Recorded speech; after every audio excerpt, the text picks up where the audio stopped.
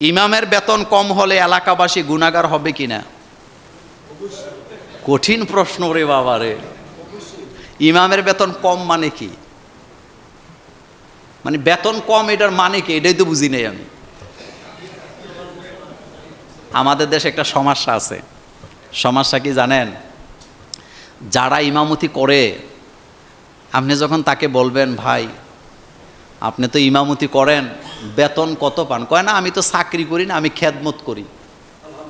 ভালো কথা, তো খেদমত করে বেতন কত?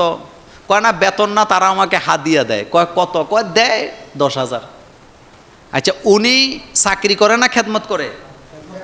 কথা কয় না, বেতন কত?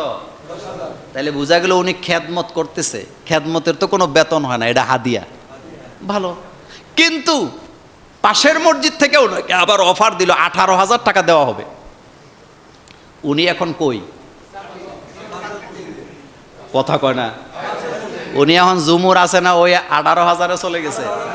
তো তখন খেদমত কই গেছে? এই যে মসজিদে ইমামতি করতেছি, এটা চাকরি, এটা খেদমত না।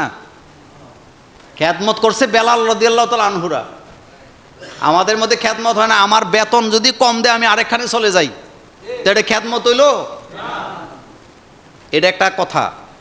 আমি কিন্তু ইমামদের বিরুদ্ধে বলি নাই। নাম্বার 2, একজন ইমাম মুয়াজ্জিন আপনার এলাকার খেদমত করে, মসজিদের খেদমত করে, তো তার চাহিদা পূরণ করা আপনার দায়িত্ব না? দেখবেন নিয়মিত মুসল্লি যারা, তারা কিন্তু মসজিদের ইমাম সাহেবের বেতন বাড়ানোর পক্ষে থাকে সব সময়।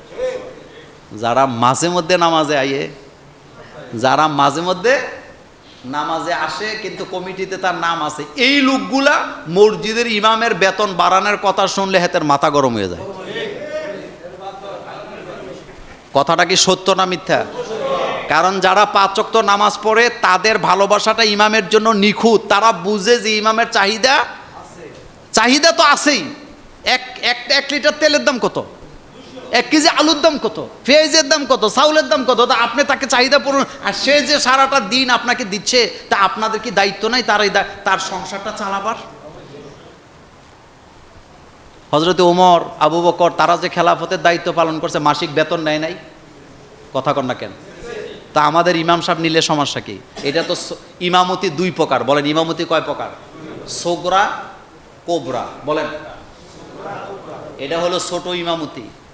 আর রাষ্ট্র চালান বড় ইমামতি। তো রাষ্ট্র চালায়া বড় ইমামতি থেকে বেতন নিতে পারবে, ছোটটার থেকে নিতে পারবে না কেন? এই জন্য ইমামদের বেতন যোগ উপযোগী দিবেন। কাবিনের মধ্যে লেখা থাকে স্ত্রীর ভরণ পোষণ কিভাবে আদায় করিবে, তো কাজী সাহেবরা লিখে দেয় যোগ উপযোগী ভদ্রচিতভাবে আদায় করিবে।